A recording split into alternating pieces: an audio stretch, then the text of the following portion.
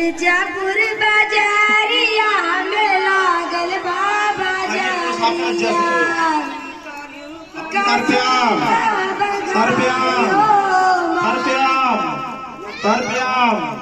अपने ऊपर पानी छोड़कर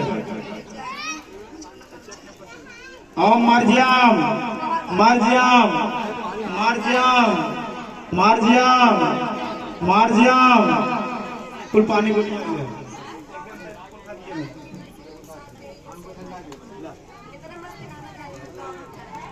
मिर्जापुर सहारिया में लागी बाबा जारिया रिव के घंटा बिछाई मिर्जापुर बाजारिया में लागल बाबा जारिया रिव के घंटा बिछाई मिर्जापुर सहारिया में लागी बाबा जारिया हेलो हेलो हेलो ये ब्राह्मण बना हाँ भैया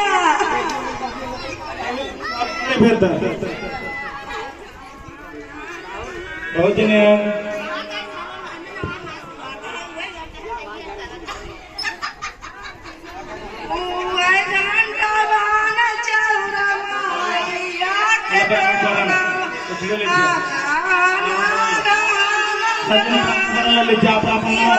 अपन मन ले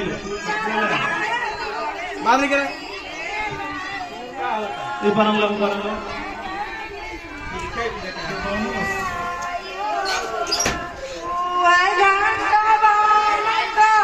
क्या बैठा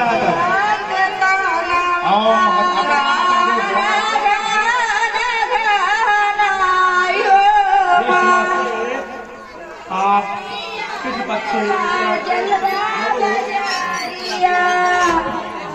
उसके घंटा बनवायो मिर्जापुर सहारिया में लागी बाबा घंटा बिछायो चले